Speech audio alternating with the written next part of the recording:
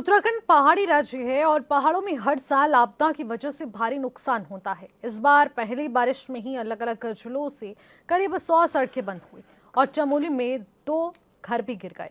सवाल उठ रहा है कि जब मानसून के दौरान आपदा के लिए सरकार कितनी तैयार है। नमस्कार, आप देख रहे हैं क्वेश्चन आवर और मैं हूं आपके साथ निशि भाटिया। उत्तराखंड में मानसून ने दस्तक दे दी है। भूस्खलन, बादल फटने, बाढ़ और सड़क बाधित होने जैसी आपदाओं की आशंका बढ़ गई है। इसी को देखते हुए पूरे प्रदेश में आपदा से निपटने के लिए मॉक ड्रिल आयोजित की गई है। सरकार और प्रशासन तैयारियों के तमाम दावे कर रहा है, लेकिन सवाल वही है जो हर साल उठता है, क्या मॉक ड्रिल सिर्फ औपचारिकताएं हैं या इस बार वाकई सिस्टम किसी बड़ी आपदा से निपटने के लिए पूरी तरह तैयार है। तो दावे बड़े, तैयारियां कितनी, इस पर नजर डालते हैं, क्योंकि मॉक ड्रिल पूरी हो चुकी है। अब बारिश में असली परीक्षा होने वाली है और प्रकृति परीक्षा लेगी। हर साल दावे होते हैं, लेकिन हर साल ही कुछ ना कुछ ऐसी तस्वीरें आती हैं जिस वजह से उत्तराखंड वासियों को मायूस होना पड़ता है। आपदा से मुकाबले का पूरा लेखा जोखा तैयार हो चुका है। बारिश शुरू हो चुकी है, सरकार की तैयारियों पर सवाल उठ रहे हैं। पहाड़ पर मानसून सिस्टम पर बड़ा प्रहार नजर आ रहा है। क्या इस बार आपदाएं मॉक ड्रिल और इन तमाम आयोजनों पर भारी पड़ेंगी? आपदा से पहले अलर्ट हो चुका है, क्या सिस्टम भी उतना ही एक्टिव है उत्तराखंड में? क्योंकि मॉनसून है और ऐसे में क्या तैयारियां है उत्तराखंड सरकार की और हर बार की बारिश से क्या सीख ली गई है इस बार, इस पर भी हम लोग खास चर्चा करेंगे। क्योंकि हर साल नुकसान होता है, लेकिन इस बार नुकसान नहीं, बदलाव क्या होने वाला है, इस पर खास नजर रहने वाली है। क्योंकि अगर देखा जाए तो उत्तराखंड भूस्खलन, बादल फटना, फ्लैश फ्लड और नदी कटाव, सड़क धंसने जैसी, भूस्खलन जैसी घटनाओं से लेकर घिरा हुआ एक संवेदनशील प्रदेश है। लेकिन इसके बावजूद क्या सरकार इन 25 वर्षों में कोई एक ऐसा समाधान खोज पाई है जिस वजह से आखिर इन आपदाओं से बचा जा सके? क्योंकि ये मैन मेड डिजास्टर के रूप में तब्दील होती जा रही है और नेचर किस तरीके से परीक्षाएं हर बार लेता है, उसका खामियाजा हमें मानसून की पहली दौर की बारिश में ही देखने को मिल जाता है। अब इस बार सरकार कह रही है कि हमने पहले की समस्याओं को ध्यान में रखते हुए और पहले के हालातों को ध्यान में रखते हुए इस बार मॉक ड्रिल करके उन तमाम व्यवस्थाओं पर कड़ी निगरानी रखी है। मॉक ड्रिल करते हुए जगह जगह पर अपनी राहत बचाव टीमें तैनात कर दी हैं। क्योंकि अब देखिए 2025 में भारी बारिश से बादल फटे थे, भूस्खलन से राष्ट्रीय राजमार्ग और राज्य राजमार्ग भी प्रभावित हुए थे। मार्ग बाधित होने से यातायात और चारधाम यात्रा भी प्रभावित हुए थे। कई लोग इसमें अपनी जान गंवा चुके थे। सैकड़ों लोगों को एसडीआरएफ, एनडीआरएफ, सेना और आईटीबीपी के जवानों ने रेस्क्यू किया था। मकान, होटल, दुकानें सब इस तरीके से बह चुकी थी। लेकिन आखिरकार इसका समाधान कैसा खोजा जाए?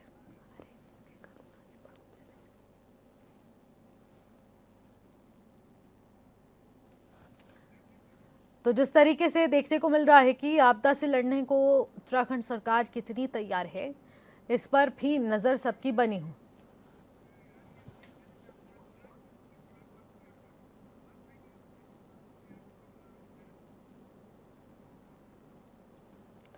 तो देखने वाली बात रहेगी कि आखिरकार राज्य सरकार ने 2025 मानसून से पहले जिला स्तर पर मॉक ड्रिल, एसडीआरएफ समन्वय और अर्ली वार्निंग सिस्टम और विभागीय तैयारियों का दावा किया और उसके बाद अब 2026 में कितना ये सफल माना जाएगा और इस बार क्या कुछ खास तैयारियां रहने वाली है। क्योंकि मानसून की शुरुआती बारिश में ही कई जिलों से ये जानकारी आ रही है कि 100 से ज़्यादा मार्ग बाधित हो चुके हैं, वहां पर मलबा आ चुका है, कई मार्गों पर भूस्खलन हो चुका है। इसकी चपेट में आने से कई मार्ग बाधित हो चुके हैं और 2 ऐसे मकान हैं जो कि इस भारी बारिश की वजह से भूस्खलन की चपेट में आने के चलते पूरी तरह से ढह गए हैं, बह गए हैं। अब आपदा से लड़ने के लिए उत्तराखंड सरकार कितनी तैयार है और इस बार जिस उम्मीद के साथ हम सरकार से सवाल करेंगे उतनी उम्मीद के साथ ही हमारे को समाधान भी मिलना चाहिए। क्योंकि एक तरफ दावे ज़रूर किए जा रहे हैं और अगर देखा जाए तो हमारी एसडीआरएफ के साथ हमारी एनडीआरएफ यानी कि केंद्र की तरफ से भी सुरक्षा की पूरी व्यवस्थाएं हमारे लिए की गई हैं और एक संवेदनशील प्रदेश होने के नाते भी एक सहयोग किया जाता है और उस सहयोग के जरिए आखिरकार क्या सिर्फ मुआवजे और एक धनराशि पर टिके हुए प्रदेश के रूप में हमारी पहचान बनेगी, आपदाओं से घिरे हुए प्रदेश की पहचान बनेगी, या फिर वाकई में एक मॉडल और एक ऐसी पहचान बन के प्रदेश उभरेगा क्योंकि बाकी चीज़ों में तो प्रदेश नाम रोशन कर रहा है, लेकिन क्या आपदाओं से निपटने के लिए क्या हमारे पास कोई एक मजबूत विजन है? क्या हमारे पास कोई ठोस रणनीति है? क्या हमारे पास इन मुआवजों और धनराशि से हटकर भी कोई एक समाधान है? उस पर आज खास चर्चा कर लेते हैं। हमारे साथ खास पैनलिस्ट भी जुड़ चुके हैं, सीधे परिचय करवाती हूँ। राजेश मिश्र भारतीय जनता पार्टी के प्रवक्ता हमारे साथ वर्चुअली जुड़ चुके हैं। अभिषेक भंडारी कांग्रेस पार्टी के नेता हैं, हमारे साथ स्टूडियो से जुड़ चुके हैं।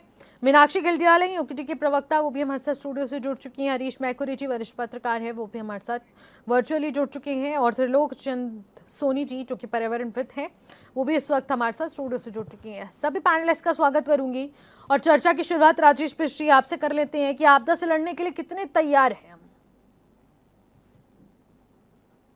निशी जी, देखिए, आपदा से लड़ने के लिए सरकार हर समय प्रतिवर्ष तैयार रहती है, लेकिन वर्तमान जो सबक हमारे को पिछले वर्षों की वर्षा से या भूस्खलन से मिलता है, सरकार हर बारी उससे बेहतर तैयारी अगले वर्ष के लिए रखती है। वर्तमान में लगभग 80 स्थान ऐसे चिन्हित किए गए हैं जहां एक्सपेक्टेड है कि भूस्खलन हो सकता है या अतिवृष्टि हो सकती है। तो सरकार ने उन जगहों पे 24 घंटे अपनी जेसीबी की टीम्स रखी हुई हैं। सरकार ने एसडीआरएफ, एनडीआरएफ की टीम, आईटीबीपी के जवान, सेना के जवान या आपदा सखी और आपदा मित्र के एक ग्रुप जो वॉलंटियर्स का है उनको अपने साथ में रखकर एक ऐसी टीम बनाई हुई है कि जहां पर अगर किसी तरह की ऐसी परिस्थिति होती है तो सरकार निश्चित रूप से उसमें जो वहां से इवैक्यूएशन के लिए जो चीज़ हो सकती है, जो हमारे लोगों को ऐसे सुरक्षित स्थानों पर वहां से ले जाया जा सकता है या उनको किसी ऐसी स्थिति में वहां से निपटने के लिए जो सरकार की योजना है उसमें पूरी तरह से सरकार ने योजनाबद्ध तरीके से अपनी व्यवस्था रखी हुई है।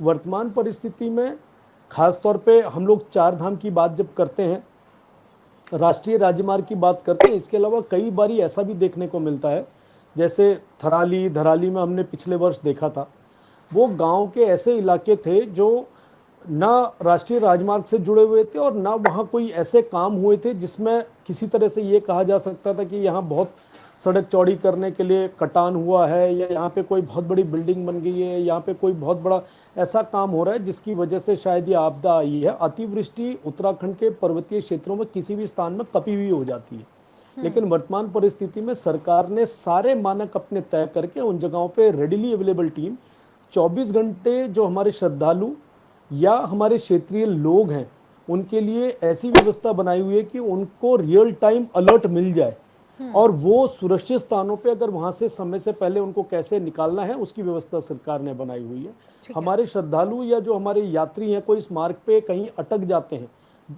अतिवृष्टि की वजह से या भूस्खलन के लिए, उनके लिए राशन सामग्री, दवाइयाँ, रहने की व्यवस्था, साफ पानी और कैसे उनको वहां से बाहर निकाल सकते हैं, उन सब की व्यवस्थाएं बड़ी सुदृढ़ करी हुई है और उन व्यवस्थाओं के लिए सरकार 24 घंटे अलर्ट। राजेश मिश्र जी, एक सवाल पूछना चाहूंगी मैं आपसे कि मॉक ड्रिल का आखिरकार सरकार का पैमाना क्या है, रिपोर्ट या फिर जमीन पर बची हुई जाने? देखिए, मॉक ड्रिल का जो मायना मैं समझ पा रहा हूं अपनी जानकारी के हिसाब से, मैं ये समझ पा रहा हूं कि ये हर तरह से जो हमारे क्षेत्रीय लोग हैं जो आपदा से कैसे निपटना है, आपदा से सुरक्षित स्थानों पे कैसे किसी की जान बचाई जाती है, ये कहीं ना कहीं एक ये माध्यम बनता है, एक जागरूकता अभियान में इसे मानूंगा, जो क्षेत्रीय लोगों को भी कई बारी जानकारी नहीं होती कि ऐसी स्थिति में लोगों ने एक दूसरे की मदद कैसे करनी है, ऐसी स्थिति में किन जगहों पे, अलर्ट जगहों पे हमने बात करके अपनी ये परेशानी बतानी चाहिए, किन जगहों पे हमें एकत्र होकर किसी ऐसी जगह पे अगर कोई घटना हुई वहां पे सुरक्षित हमारे लोगों को कैसे निकालना चाहिए, ये मॉक ड्रिल का एक पैमाना होता है जो मुझे समझ आता है। ठीक है जी निशी जी। ठीक है सोनी जी, मैं आपसे जानना चाहूंगी त्रिलोक जी की आखिरकार आपदा से लड़ने के लिए आपको क्या लगता है कि मॉक ड्रिल काफ़ी होंगी या फिर पिछली आपदाओं से सीख कर क्या लगता है कि इस बार किस परिवर्तन की उम्मीद हमें है? नमस्कार, जय मेर पहाड़ उत्तराखंड। निशी जी, निश्चित तरीके से देवभूमि उत्तराखंड अगर देखा जाए या भारत का उत्तरी भाग अगर देखा जाए तो वो रवेदार और अवसादों से निर्मित बना हुआ एक हमारा राज्य है जहाँ पर लगातार आपदा की संभावना बनी रहती है। और पिछले साल हमने देखा कि किस तरीके से आपदा आई थी, पूरा उत्तराखंड ही नहीं बल्कि हिमाचल की बात करें, जम्मू कश्मीर की बात करें, जो हमारा हिमालयी रेंज के क्षेत्र हैं, वहाँ कहीं ना कहीं इस प्रकार की घटनाएं होती हैं और जिनसे बचने के लिए सरकार को पहले ही उपाय करने चाहिए। निश्चित तरीके से पूरा प्रदेश भर में जो है कि मॉक ड्रिल का कार्यक्रम चला है। एक जो है कि आपदा से बचाव हेतु पूर्व अभ्यास सरकार के द्वारा किया जा रहा है, लोगों को जागरूक और प्रेरित करने के लिए किस तरीके से मुसीबत की घड़ी में वो अपनी जान बचा सकते हैं। अगर ये जो आपदा होती है, चाहे इसमें हम एक ही आपदा नहीं लेते हैं, बल्कि चाहे सुनामी की बात कर लेते हैं, चाहे हम अग्नि की बात कर लेते हैं, चाहे हम गैस रिसाव की बात करते हैं, चाहे हम चक्रवात की, तो ये कई प्रकार की घटनाएं घटित हो सकती हैं जो आपदा को जन्म देकर, और कैसे हम इनसे अपनी जान बचा सकते हैं। निश्चित तरीके से ये जो पूर्व अभ्यास हो कि गाँव के लोगों को जो उन क्षेत्रों में रह रहे हैं कैसे हम उनको बचाएंगे, इन पे हमारा ज़्यादा फोकस होना चाहिए। इनको हमें ज़्यादा जो है कि जागरूक और प्रेरित करने की ज़रूरत है, क्योंकि निश्चित तरीके से पर्वतीय अंचल है हमारा और भूकंप की दृष्टि से कहीं ना कहीं जो है कि संवेदनशील है, आपदा की तरीके से कहीं ना कहीं संवेदनशील है। इन दोनों ही तरीके से बचाव के लिए यहाँ के लोगों को जागरूक और प्रेरित करने की हमको आवश्यकता होगी। मानसून का समय है, मानसून ने उत्तराखंड में दस्तक दे दिया है, जिसे हम जो है कि दक्षिण पश्चिमी मानसून करते हैं। वो अगर हमारे लगातार बढ़ रहे हैं, और ये तो शुरुआत है, आने वाले 3 महीने ऐसे होंगे, जुलाई अगस्त सितंबर तक जो है कि लगातार बारिश करेंगे। इस बारिश में हम पर्वतीय अंचलों के लोग किस तरीके से अपना बचाव कार्य करें पाएंगे? क्या ग्राम स्तर से लोगों को लेकर जागरूक और प्रेरित किया गया? क्या गांव के लोगों को इसमें जो है कि प्रशिक्षण दिया गया है? क्या जो गांव के जो जंगलों में जो हमारे मवेशी चराने वाले लोग उनको इसका प्रशिक्षण दिया गया? जब तक हम उन पर ध्यान नहीं देंगे तो निश्चित तरीके से कहीं ना कहीं हमारा मॉड्यूल का जो कार्यक्रम है वो एक अधूरा ही माना जा सकता है। बिल्कुल बिल्कुल, और ये एक परफेक्ट एग्जाम्पल है कि हमें खुद तो मॉक करनी है, लेकिन साथ ही साथ जनता के बीच पहुंचकर उन्हें भी जागरूक करना है कि वो नदी के तटों के बिल्कुल भी करीब ना पहुंचे। अपने मवेशियों को चारा खिलाने जा रहे हैं तो आखिरकार उनको भी किस तरीके से सावधानियां बरतनी ज़रूरत है, क्योंकि भूस्खलन हो जा रहा है और चट्टानें दरक रही हैं, लैंडस्लाइड्स की खबरें सामने आ रही हैं। इससे निपटने के लिए जागरूकता ही एकमात्र साधन बन चुका है और इसके जरिए ही समझा जाएगा। ठीक है मैकुरी जी, अभी तक जो जमीनी तस्वीरें हम लोग देख रहे हैं, सरकार जो दावे कर रही है, लेकिन अगर पीछे पलट कर देखा जाए तो क्या ये तैयारियां इस बार की बारिश, इस बार की मॉनसून को लेकर काफी हैं? हिमालय उत्तराखंड है तो वो जो है एमसीटी पे बसा हुआ, मुख्य मध्य भ्रंश पे बसा हुआ है। तो यहाँ पे आग हो गया, पाग हो गया, निचले इलाकों में बाढ़ हो गया, ऊपरी इलाकों में बर्फबारी हो गई, इस तरह की आपदा आती रहे। अब जो मॉक ड्रिल है उसका काम ये था कि ये विभागों के बीच आपस में सामंजस्य बिठाए। कितनी जल्दी हेल्थ वाले तैयार होते हैं, कितनी जल्दी पुलिस वाले तैयार होते हैं, कितनी जल्दी एसडीआरएफ एनडीआरएफ तैयार होता है, इसको देखना है। हमारे कुछ शहर जो है चिन्हित है, जैसे जोशीमठ हो गया, गोपेश्वर हो गया और धराली हो गया। इस तरह के कुछ शहर जो है ओल्ड लैंडस्लाइड डिपॉजिट पर बसे, तो इन पे जो है आपदा का खतरा बना ही हुआ। ठीक है, ऐसे ही हमारे उत्तराखंड में केवल चमोली जिले में 56 ऐसे गांव के जिनको रिहेबिलिटेट होना है, वो धंस रहे हैं। तो भू धसाव भी बहुत बड़ा खतरा है। और बरसात में तो बाढ़ का खतरा है ही है, लैंडस्लाइड का खतरा है ही है। पिछले साल हमने धराली की आपदा देखी, उससे पहले थराली की देखी, उससे पहले जो है गोविंद घाट की देखी, उससे पहले 2007। तो हरीश मैकुरी जी, क्या हम ये समझ लें कि जब आपदा आ जाती है उसके बाद सक्रियता जो होती है, रिस्पॉन्स टाइम होता है, वो हमारी एक बड़ी कमजोरी बन चुका है, इस वजह से निपटा नहीं जा पा रहा है?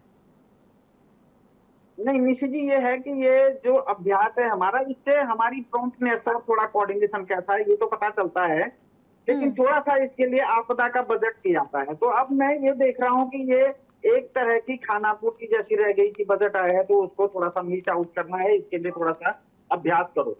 जैसे ये 24 घंटे तैयार रहना चाहिए। उत्तराखंड में भूकंप की आपदा सबसे बड़ी है, आते ही रहते हैं, ये भूकंप प्रभावित जोन में है, एमसीटी जिसको बोलते हैं उसमें है। तो उत्तराखंड को तो तैयार रहना ही चाहिए 24 घंटे आपदा की। ठीक है, ठीक है। इस पर जवाब ले लेते हैं। अभिषेक भंडारी जी, क्या कहना चाहेंगे आप? क्या लगता है कि कितनी तैयारियां हो चुकी है?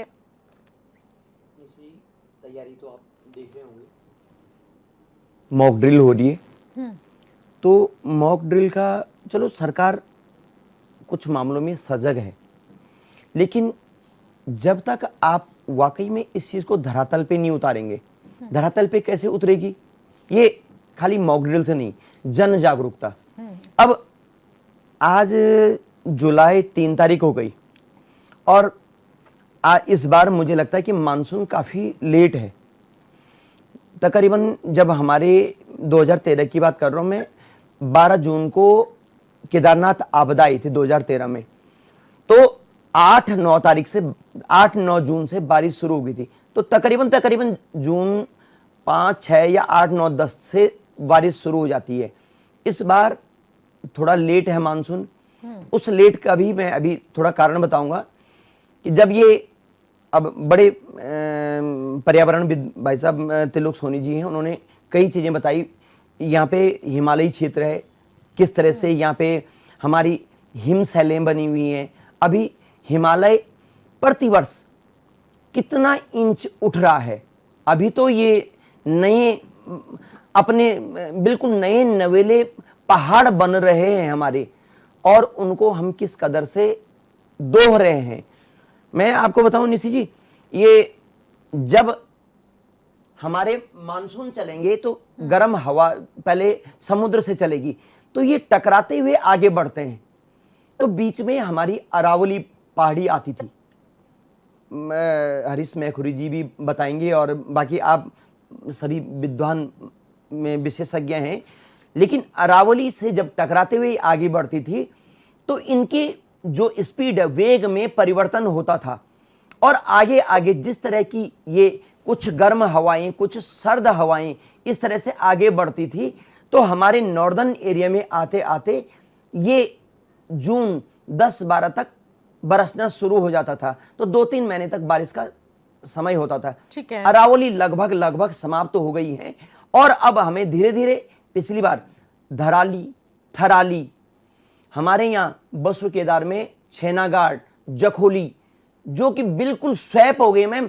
1 साल हो गया है, वहां मुख्यमंत्री जी गए हैं जिस समय दौरा हुआ होगा, उसके बाद आज तक किसी भी जगह धराली हो या थराली हो, क्षेत्रीय विधायक तक नहीं गए हैं दोबारा देखने के लिए, वहां के लोगों की सुध लेने के लिए। कितने मरे हैं, कितने बचे हैं। खैर, ये मानक तो उत्तराखंड का, अब ज्यादा हम विस्तार में जाएंगे, लेकिन उन लोगों का क्या हुआ, उन लोगों के बारे में जो 50-50, 40-40 फीट नीचे अभी गर्त में, पता नहीं कि अब 1 साल हो गया है जिंदा हैं या मरे हैं। लेकिन आप बोल रहे मॉक ड्रिल हो गई है। मॉक ड्रिल आपको कम से कम 2 महीने 3 महीने पहले कर देनी चाहिए थी। मॉक ड्रिल करते और जन जागरूकता, चाहे आप विज्ञापनों के माध्यम से, टीवी के माध्यम से, अलग अलग संचार के माध्यम से, जैसे त्रिलोक सिंह सोनी जी बोले थे कि क्या मवेशियों को बताया गया। सिर्फ ये आपदा ही नहीं, आप ये जो कई हमारे यहाँ पे जंगलों में आग लग जाती है, उसके लिए कैसे बचाव करेंगे। आग आती है, पहले हमारे लोग क्या होते थे, खुद ही गांव के गांव जब आग लगती थी तो माने खुद ही उस आग को बुझा देते थे। अब गांव को, लोगों को जंगल में जाने दिया जाता नहीं है। इतनी पाबंदियां हो गई हैं मैम। और मैं आपको बताऊं, पिछली बार जो धराली की जो आपदा आई थी, उसके तुरंत ही 1-1.5 महीने बाद धराली में 11,000 देवदार के पेड़ निर्ममता से काटे गए, और यहां पे किसी ने उसकी सुध नहीं ली। लोकसभा में झारखंड की एक सांसद हैं, उन्होंने इस पे आवाज उठाई कि कोई बोल क्यों नहीं रहा है, पर्यावरण किस तरह आप दो रहे हैं। उनको ये पीड़ा उत्तराखंड की भी है और उनको पूरे देश की पीड़ा रही होगी, क्योंकि जब मानसून आएगा तो उसका फायदा सभी को मिलना है, सिर्फ उत्तराखंड को नहीं। और मैं आपको बताऊं, जितनी भी भाजपा की योजनाएं हैं, आप चकाचौंध जरूर हैं। आपको अभी बताऊं, ये 2 महीने पहले एक्सप्रेसवे देहरादून से दिल्ली का उद्घाटन प्रधानमंत्री मोदी जी ने किया, और उसके बाद कितनी बार विवादों में आया। अभी 2 दिन की बारिश हुई, तो पिछले 3-4 दिन से आप देखें, बात तो यही है ना अभिषेक जी कि अभी तो बारिश का दौर शुरू ही नहीं हुआ, ये हाँ, शुरुआती दौर आप है। देखिए और उससे मैम, पहले ही जब 100 सड़कें बंद हो गई हैं, 2 घर बह चुके बिल्कुल हैं। अभी बिल्कुल तो ये शुरुआत मैं है क्योंकि एक्सप्रेसवे जिसे ट्रेलर इसलिए- माना जा रहा है। जी इनका विजन था मैम, एक्सप्रेसवे देहरादून से दिल्ली से देहरादून या देहरादून से दिल्ली 2.5 घंटे में आप पहुंचा रहे हैं। अब देखिए कितने एक्सीडेंट हो रहे हैं, इतने बड़े बड़े गड्ढे पड़ गए उसमें, सारे न्यूज चैनल उसको रिपोर्ट कर रहे हैं। 12,000 करोड़ की वो सड़क बनी हुई है और 12,000 करोड़ में अगर मैं जीरो गिनते लोगों ना तो 11 जीरो, मुझे लगता नहीं है कि 11 जीरो। और उसकी ये दुर्दशा 2 महीने में अगर बारिश ने ये स्थिति कर दी तो मॉक ड्रिल क्या सार्थक होगी, ये आने वाला समय बताएगा। बिल्कुल, इस पर हम लोग बात करेंगे अलग से। जिस भी डिपार्टमेंट में आप मीनाक्षी जाएंगे, चाहे आप आपदा हो, चाहे पर्यावरण हो, चाहे पर्यटन हो, आप चकाचौंध जरूर देखेंगे, लेकिन धरातल में अगर आप उस पर रिसर्च लेकिन इसी करेंगे, पर हम लोग बात कर रहे हैं ना, दावों और हकीकतों में कितनी सच्चाई है, दावों और हकीकतों में कितनी सच्चाई है, इस पर भी हम लोग बात करेंगे। लेकिन एक और बात है कि आखिरकार क्या विपक्ष इस मुश्किल भरी घड़ी में, क्योंकि एक संवेदनशील प्रदेश है और इसकी चिंता के लिए सभी को एकजुट होना पड़ेगा और उसके बाद ही एक समाधान खोजा जाएगा। आखिरकार इसको लेकर क्या कुछ नई योजना यहाँ पर बनाई जा सकती है, क्या कानूनों की जरूरत है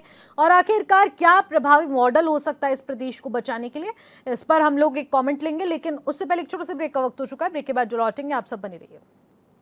ब्रेक के बाद एक बार फिर से आपका स्वागत करते हैं क्वेश्चन आवर में। क्वेश्चन आवर में हम मॉनसून से पहले की तैयारियों की हम खास चर्चा कर रहे हैं और आखिरकार दावों के साथ साथ तैयारियां कितनी चल रही हैं उस पर भी हम लोग बातचीत करें। खास पैनलिस्ट हमारे साथ बने हुए हैं।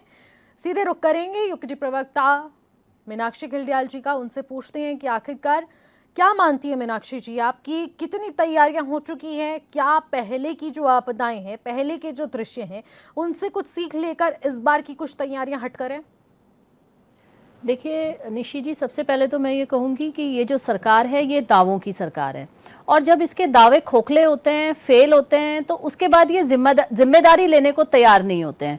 आप इनके दावों, कितने बड़े बड़े दावे इन्होंने हर चीज को लेकर किए हैं, चाहे वो स्वास्थ्य को लेकर हो, विकास को लेकर हो या रोजगार को लेकर हो, सारे दावे इनके हमारे सामने फेल होते नजर आए हैं। अभी एक्सप्रेसवे हाईवे जो बना है उसकी एक्सप्रेसवे की बात आई थी, तुरंत अभी देखिए कि एक बरसात में ही उसने अपनी असलियत दिखाना शुरू कर दिया। यहाँ इनका दावा फेल हुआ। यहाँ इन्होंने जो ये नकल विरोधी कानून लेके आए, UPSSC की चाहे घोटाले की बात हो या उसमें पेपर लीक मामले की बात हो, वहां इनके दावे फेल हुए। इन्होंने बात की कि हम सड़कें जो हैं वो पहाड़ों तक लेके गए हैं, उससे हमें बहुत फायदा हो रहा है, वहां इनके दावे फेल हुए।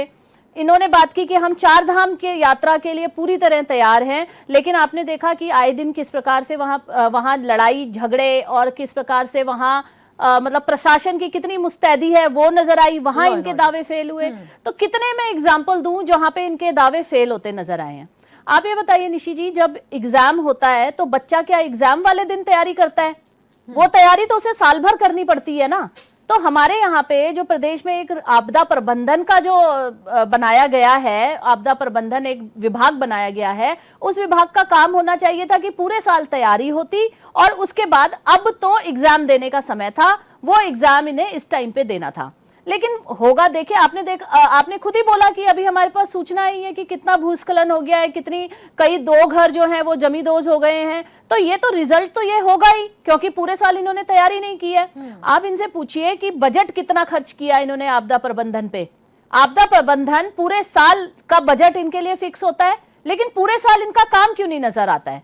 और दूसरी चीज, जब ये इस प्रकार की स्थितियां आ गई हैं तो इनको तो झूठ बोलने में भी शर्म नहीं आती है। ये बड़े बड़े झूठ जो है बिल्कुल इस तरह से बोलते हैं जैसे कि इनका पेटेंट है झूठ बोलना, इनका राइट है झूठ बोलना। लेकिन वहीं इनसे सवाल कर लिए जाए तो ये आपदा से लड़ने को तैयार नहीं होते, ये विपक्ष से लड़ने को तैयार होते हैं। आप जिस प्रकार से आज उत्तराखंड की स्थिति है, हम सभी जानते हैं कि मानसून कोई पहली बार नहीं आ रहा है। मानसून लगातार जो है वो हर साल जो है इस प्रदेश में मानसून आता है। आज आप कह रहे हो कि हम मॉक ड्रिल तब कर रहे हैं जब एक बारिश में नुकसान हो गया, उसके बाद ये मॉक ड्रिल करके दिखावा कर रहे हैं कि हम लोग बहुत सजग हैं, बहुत एक्टिव हैं और आपदाओं से लड़ने को तैयार हैं। अरे आपदाओं से लड़ने को अगर आप तैयार होते तो इस प्रकार का रिजल्ट सामने नहीं आता। ठीक है, लगातार इनकी जो झूठी बातें हैं, झूठे वादे हैं, वो जनता देख रही है। कहाँ कमी लग रही है आपको? कमी देखिए, हर चीज में कमी। आप बताइए कि जो इन्होंने मॉक ड्रिल किया, यहाँ पे सबसे पहले लोकल्स को वहां पे इन्वॉल्व करना चाहिए था, क्योंकि सबसे पहले एनडीआरएफ और एसडीआरएफ नहीं पहुंचती है वहां पे लोकल्स अवेलेबल होते हैं। लोकल्स के लिए इन्होंने कोई मॉक ड्रिल नहीं की। और उसके बाद आप मॉक ड्रिल भी, अगर आप अभी कह रहे हैं कि हमने वहां पे वॉलंटियर्स को ऐड किया है, तो वॉलंटियर्स को आप जब बरसात शुरू हो गई तब ऐड कर रहे हैं। उनकी पहले से ट्रेनिंग कहाँ है? उनकी वो ट्रेनिंग्स तो हमको कहीं नजर नहीं आई।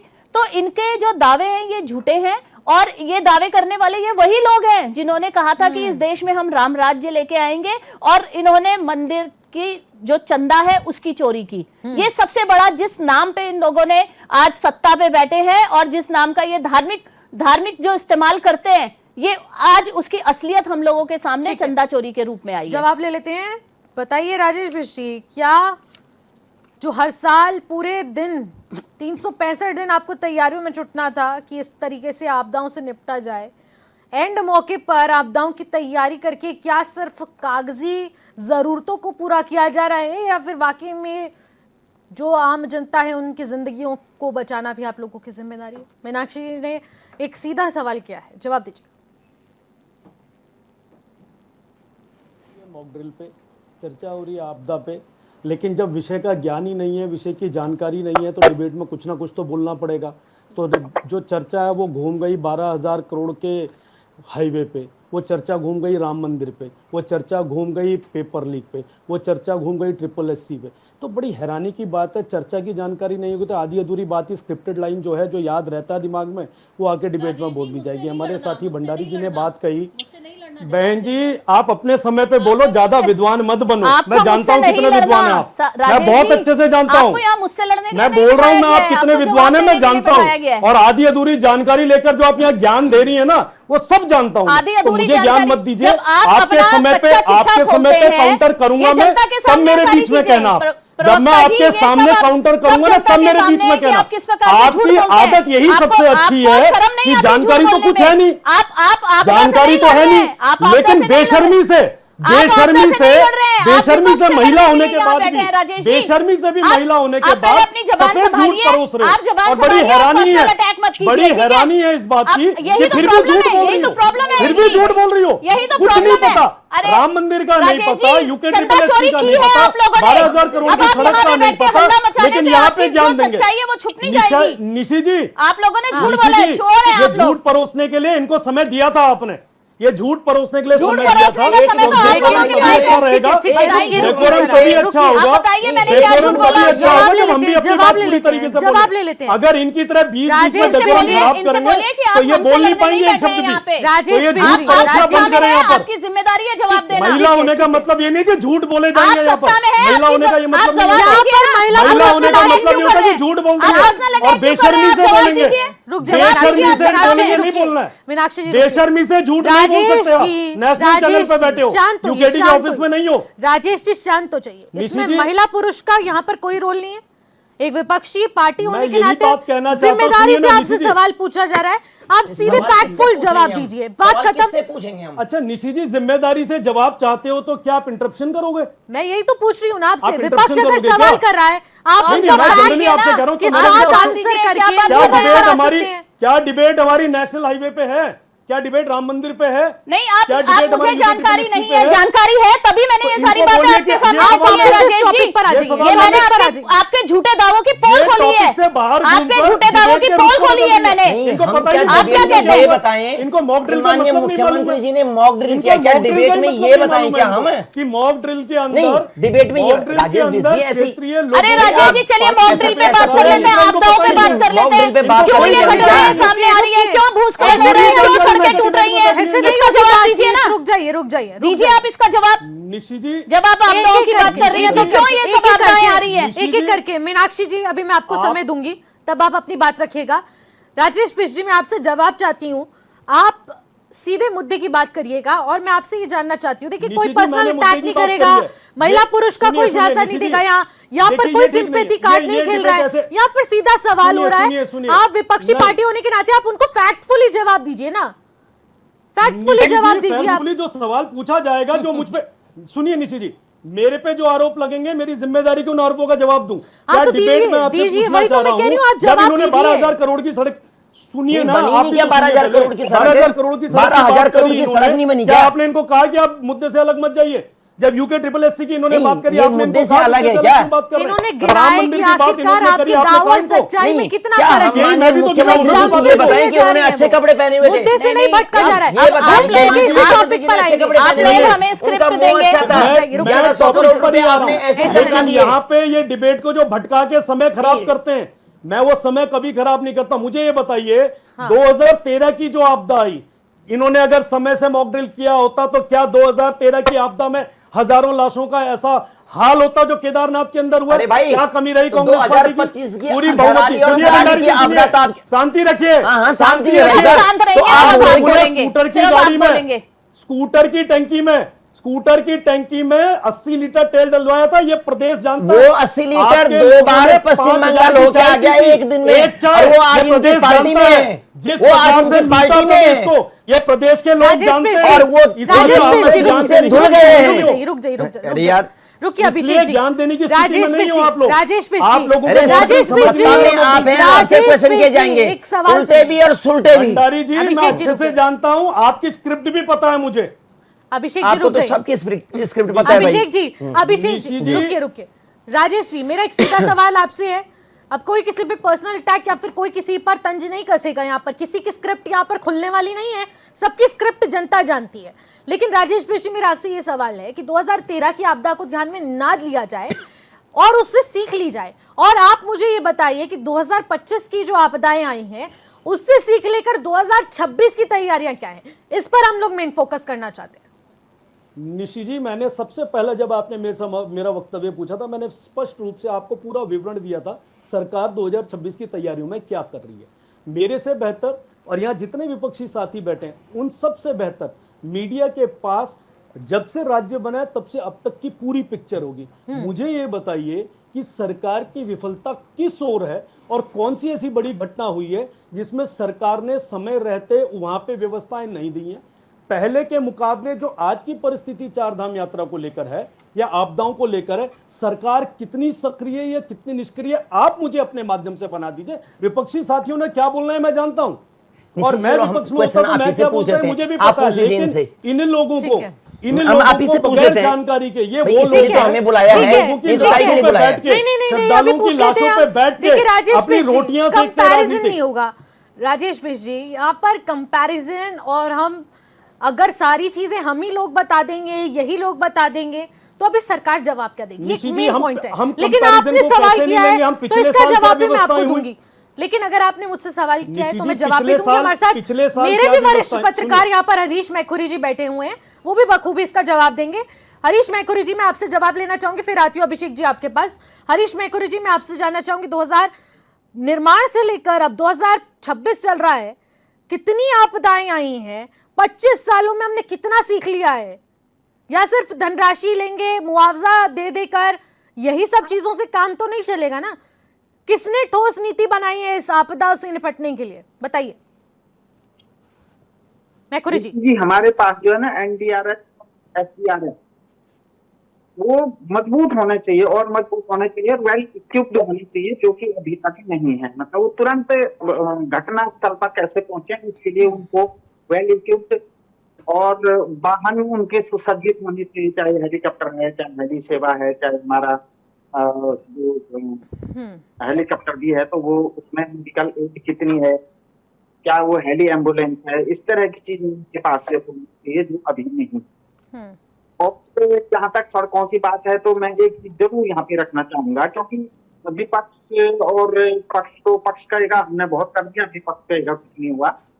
थोड़ा सा इसके बीच की बात यह है कि 2014 से लेके और अभी तक 66 लाख किलोमीटर हाईवे बने हैं, सड़कें बनी हैं, नेशनल हाईवे। और तो उसमें से जैसे दिल्ली वाले पे मैं गया हूँ 4 बार तो मैं चले गया हूँ, दिल्ली देहरादून वाले पे ठीक ठाक सड़क बनी है। उस पे जो है ना 240 किलोमीटर की सड़क है, 3-4 जगह कटे हो गए। तो उसका 2-3 कारण है। एक तो कमीशन,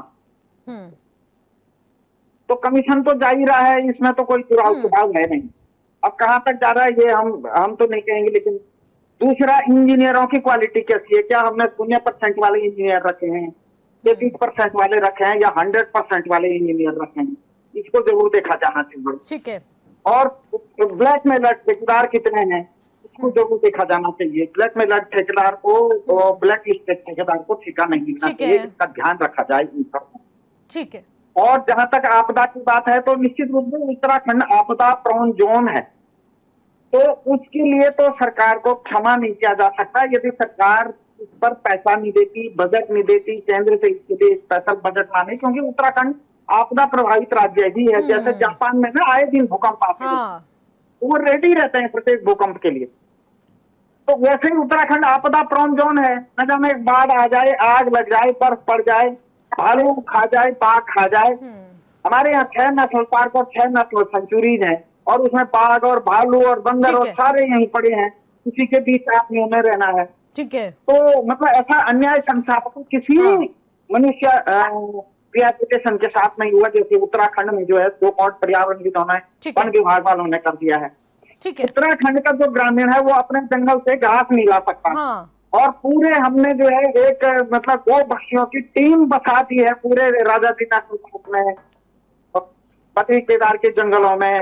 मतलब वो कहाँ से आ रहे हैं? वन गुज्जर क्या चीज होता है? वन गुज्जर तो कुछ होता ही नहीं है। इलेक्शन की टीम बस गई है, आप अंदर उनके मजाक बन रहे हैं, मदरसे बन रहे हैं, क्यों बन रहे हैं? वन विभाग के अधिकारी क्या कर रहे हैं? इस पर भी सरकार को ध्यान देना होगा। ठीक है। ठीक है, इस पर जवाब ले लेते हैं। अभिषेक भंडारी जी, कुछ कहना चाह रहे थे आप, और मैं आपसे भी जानना चाहूंगी कि आपदाएं किसी की भी पार्टी हो और किसी की भी सत्ता हो उसमें आई है, क्योंकि ये एक प्राकृतिक दौर है और उत्तराखंड इतना संवेदनशील प्रदेश है कि यहाँ पर हर वर्ष मॉनसून के सीजन पर आपदाएं जरूर आती हैं, लेकिन आखिरकार उससे निपटने के लिए क्या ठोस नीति पर सरकार ने काम किया है, इस पर हम लोग खास तौर पर चर्चा करते हैं, क्योंकि आपदाओं को रोका नहीं जा सकता, लेकिन आपदाओं के प्रभाव को कम जरूर किया जा सकता है। लेकिन आप क्या मानते हैं कि अगर आप सत्ता में होते इन चुनौतियों को निपटने के लिए, क्योंकि 2013 की आपदाओं से हम लोग बखूबी वाकिफ हैं, उससे बड़ी आपदा इस प्रदेश में शायद ही कभी आए, और भगवान ना करे कि कभी दोबारा ये चीज दोहराई भी जाए। आखिरकार इससे निपटने के लिए आपके दिमाग में और आपकी सरकार क्या रणनीति पर काम करने जा रही है निशी जी? सबसे पहले 2027 इलेक्शन के बाद? हाँ, हाँ। 2027 छोटा का इलेक्शन। कमेंट। हाँ, हाँ। मैं भाई हमारे राजेश बिज जी हमारे सहयोगी हैं, पार्टी अलग हो सकती है, इस प्रदेश के हैं, और हो सकता है कई बार हम भी तीखे क्वेश्चन पूछते हैं, लेकिन आप सत्ता में हैं तो सत्ता में आपको बड़ा पेशेंस से रहना चाहिए। कोई बात नहीं, कभी कभी हर दिन एक जैसा नहीं होता है। हमने आपके अभी भगत सिंह कोश्यारी जी हैं, कितने पुराने हैं, कभी एनडी तिवारी जी के पास जाते थे, कई बार हमने तीखी बहस भी करी। और मैं आपको बताऊं, हमारे अब हरीश रावत जी हैं विपक्ष में काफ़ी समय से, आपके सत्ता पक्ष के हम अजय भट्ट जी के पास जाते हैं, आपके निशंक जी के पास जाते हैं, बहुत लोगों के, माननीय मुख्यमंत्री जी के पास भी जाते हैं। आपको मैं कई बार फोटो दिखाऊंगा, तो माननीय मुख्यमंत्री जी भी बड़ी शालीनता से बात करते हैं हमसे। ये सत्ता पक्ष और विपक्ष की बात होती है। मेरा बोलने का मतलब ये नहीं है कि आप पे आरोप लगेगा, आरोप हम पे भी लगेगा। अभी आपने एक 2013 की एक बात बताई थी कि एक स्कूटर 2 बार पश्चिम बंगाल गया एक ही दिन में, वो ऑन रिकॉर्ड है। स्कूटर जा नहीं सकता है एक दिन में 2 बार।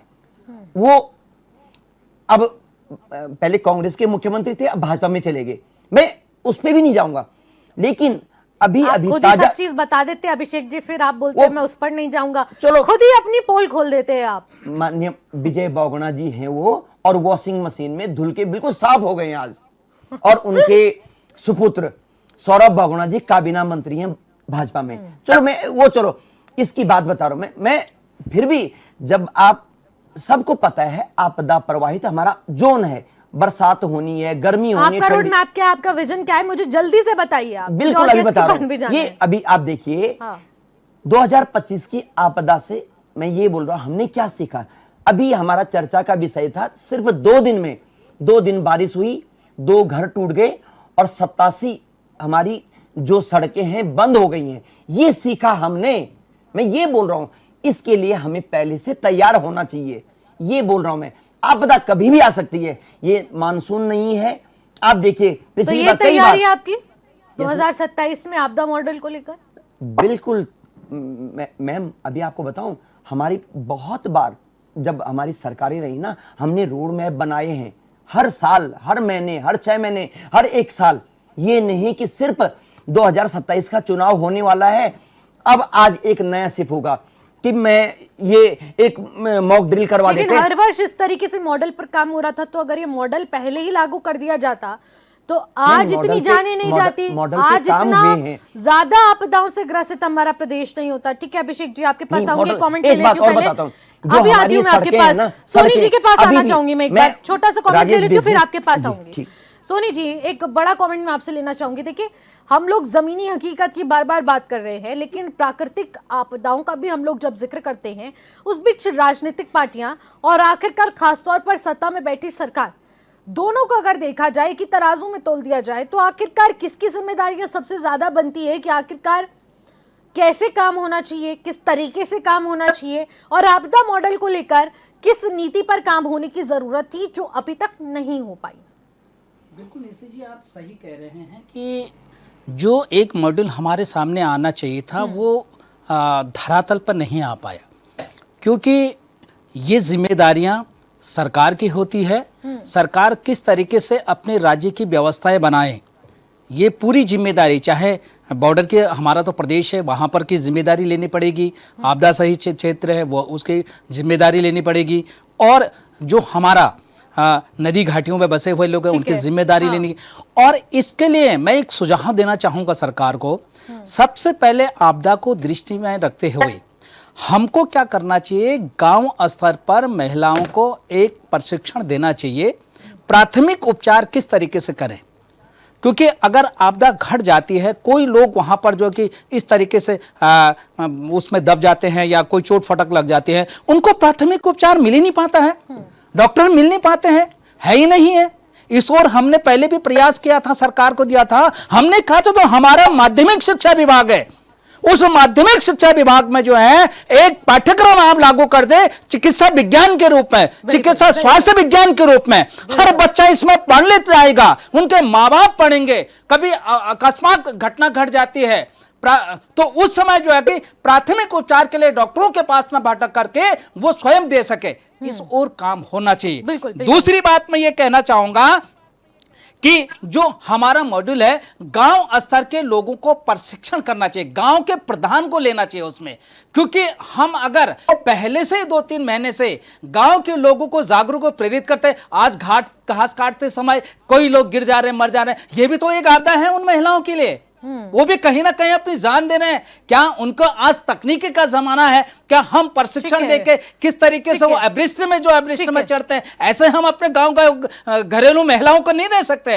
तो निश्चित तरीके से एक अगर ऐसा सुसज्जित राज्य की ओर हम अग्रसर करेंगे जहां पर जो है कि एक अच्छा सा मॉड्यूल लेकर के हम यहाँ के जनमानस की सुरक्षा करें, तो निश्चित तरीके से प्रदेश भी सुरक्षित रहेगा, यहाँ का जनमानस भी सुरक्षित रहेगा। ठीक है राजेश मिश्र, एक फाइनल कमेंट लेना चाहूंगी मैं आपसे, और मैं ये जानना चाहूंगी कि 10 साल आपको सत्ता में रहते हुए हो चुके हैं, और अगर पिछले भी मैं आपके कार्यकाल को भी गिनूं तो लगभग आपके साल यहाँ पर बहुत ज्यादा हो चुके हैं, लेकिन सबसे बड़ी बात ये उठकर आती है कि केंद्र में भी जब आपकी सरकार है, राज्य में भी आपकी सरकार है, और पूरा सहयोग एक प्रदेश को मिल रहा है, और खास लगाव प्रधानमंत्री मोदी का भी प्रदेश से है, तो इस गंभीर विषय पर भी विचार कर लिया जाता तो आज काफी हद तक हम लोग इस आपदाओं से बच जाते। क्या लगता है कि अभी तक उस नीति पर काम क्यों नहीं हुआ जो हो जाना चाहिए था? और अभी उन्होंने भी बहुत सारे सजेशन दे दिए त्रिलोकचंद सोनी जी ने। एक फाइनल कमेंट छोटा छोटा बार बताना चाहता हूँ, सुनिए मैं वही बता रहा हूँ, जितना आपका लंबा सवाल था उसमें असल में थोड़ी बात ठीक से चले जाए तो अच्छा। देखिए, स्कूलों के अंदर हर दूसरे महीने में मॉक ड्रिल स्कूल्स के अंदर होती है, शायद हमारे सोनी जी की जानकारी में नहीं होगी, हर राजकीय कॉलेज के अंदर, हर पीजी कॉलेज के अंदर रूटीन में पर्वतीय क्षेत्रों में मॉक ड्रिल्स होती है, रिकॉर्ड में है वहां पर। दूसरी इंपॉर्टेंट बात, आधी अधूरी जानकारी भ्रामक होती है, और भ्रामक सूचना जनता के बीच में जाती है तो खराब संदेश जाता है प्रदेश का। सरकार हर वर्ष बेहतर से बेहतर, यही तो समस्या है यहाँ पे, अपनी बात बोल के दूसरे को बोलने नहीं देना। मैं आपको एक सुझाव दे रहा हूँ, आप सुझाव सुनने को तैयार ही नहीं हो रहे, आप सुझाव सुनना ही नहीं चाहते। देखिए, आप सुझाव सुनना ही नहीं चाहते। देखिए, मैंने राज्य के, देखिए राजेश जी, मैंने सरकार को रिटर्न में मैंने लिखित में बिल्कुल जवाब नहीं दिया जाता है। हो सकता है सर आपके उधर नहीं हो रहा, मेरे चंपावत में हर महीने होती है, और आपको रिकॉर्ड चाहिए, रिकॉर्ड आगे चंपावत में डिस्ट्रिक्ट आप मजिस्ट्रेट ऑफिस दूसरी से जगह चले गए ना। रिकॉर्ड मेरा की बात प्रश्न सुनिए, क्या था, दूसरी मेरे बात। प्रश्न तो सुनिए, मेरा प्रश्न तो सुनिए। स्कूल लिया में उन्होंने, अभी मैं उनसे जागरूकता जवाब अभियान ले होने लेती चाहिए। हूँ। और मैंने आपको राजेश बताया, पिछली 10 सेकंड है मान मैं आप मेरा प्रश्न का जवाब सुनिए। देखिए, इन्होंने मैंने कहा स्कूल मैंने के ये अंदर कहा जागरूकता था, अभियान चलने चाहिए, मैंने और मैंने मैंने इनको ये बताया कहा था एनडीआरएफ कि की टीम हमारे इधर एसडीआरएफ की लगातार प्रशिक्षण वहां के विद्यार्थियों को मिलता है, और मॉक ड्रिल क्षेत्रीय जनता के साथ मिलकर हुआ था। ठीक है। आप लोग नहीं मानेंगे, मैं जानता हूं। ठीक है। इसके बाद भी सरकार हर साल बेहतर सुरक्षा ठीक है। मुहैया करने के लिए ठीक है। दिन रात प्रयास रहता है, उसको अप्रिशिएट करने के ठीक है बजाय राजेश क्रिटिसाइज मिश्र जी, करना। माफी चाहूंगी आपको इंटरप्ट कर रही हूँ, लेकिन समय की कमी को देखते हुए इस चर्चा को यहीं पर समाप्त करना पड़ रहा है। लेकिन चर्चा बेहद जरूरी है, क्योंकि दावे बड़े हैं, तैयारियां कितनी है इसका तो परिणाम खुद प्रकृति दे देगी कि आखिरकार कितनी तैयारियां हुई हैं, और इस पर लगातार नजर बनी रहेगी कि आखिरकार किन मुद्दों पर काम किया जा रहा है और किन नीतियों पर काम हो रहा है, मॉक ड्रिल्स कितनी रंग लाएगी। फिलहाल मुझे दीजिएगा इजाजत, नमस्कार।